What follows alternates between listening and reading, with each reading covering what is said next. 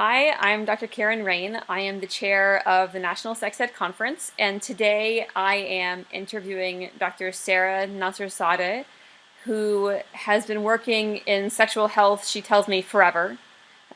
She is an advisory board member for WAS, the World Association of Sexual Health, and the chair of the Middle East Sexual Health Committee with WAS. She's also a consultant to the United Nations Population Fund, and I'm so excited to say that she is a keynote speaker for one of our keynotes at the 2015 National Sex Ed Conference. So welcome, Sara, and thank you for meeting to talk with me today. Thank you. It's a pleasure. So the title of your keynote is Sex Ed Around the World, Perspectives on Opportunities and Challenges. Can you start off by telling us why you wanted to talk about opportunities and challenges? What is it about these two different things that offers some synergy and some nice point of dialogue on the international level?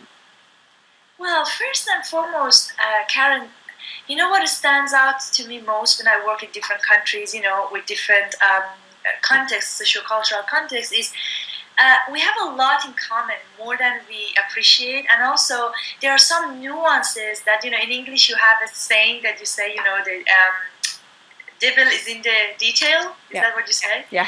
So, that's exactly what it is. So, and I always say, I put that as a title for my talk, that, challenges and opportunities, because some of the challenges could be perceived challenges. When you move forward and actually have basic principles of, effective communications in mind, you see they're not actually challenges. So can you talk a little bit about what role sex education plays in sexual rights? Because I think that we do talk about sexual rights, but I think that the role of sex education in the umbrella of sexual rights is less talked about among sexuality educators. Well, actually, I feel like, again, depending on the sociocultural context, sometimes we don't need to use the language of sexual rights, as long as we believe in heart that, this is the rights of every single person to access accurate, timely, and relevant information regarding, sexual health. But I'm interested in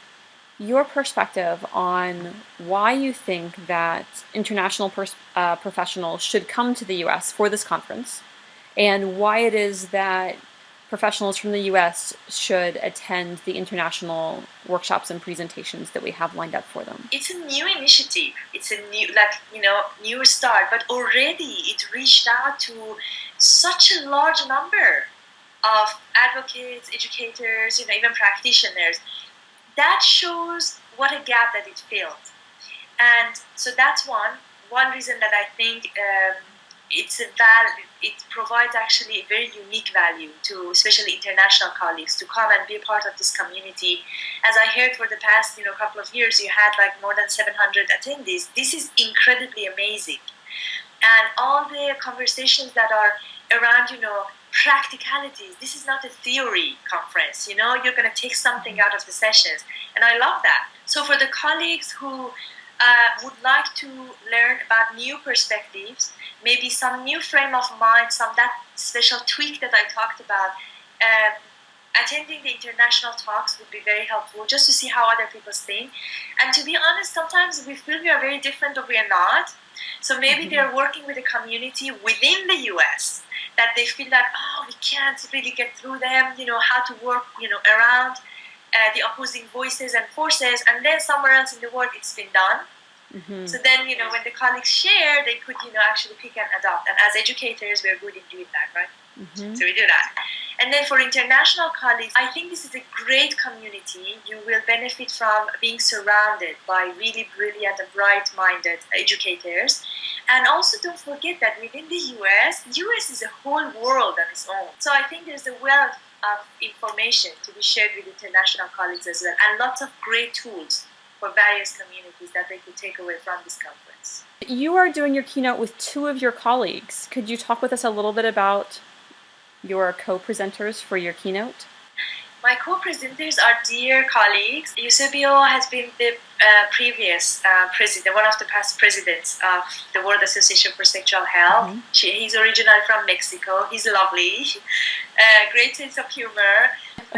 Kevin is actually lovely as well, so he's the current president of WAS. And I'm actually, it's a great pleasure to share the platform with them. I look forward to the perspective that they will bring, because both of them have extensive, I'm sure it was expensive to travel, but extensive experiences working around the world with different communities, and they're pretty influential in their own community. Kevin is from England originally, and Eusebio is from Mexico. So yeah, we're really excited to have them. Actually, the diversity in our keynote presenters and all of our presenters is a really important part of the conference for us. And we spend a lot of time making sure that we are getting as many voices from our keynote stage as possible. And so we're so delighted that the three of you are bringing some of that diversity, to our audience and to speak from your international perspectives. Thank you so much for talking with us, Sara. Thank you so much. Thanks, Garrett.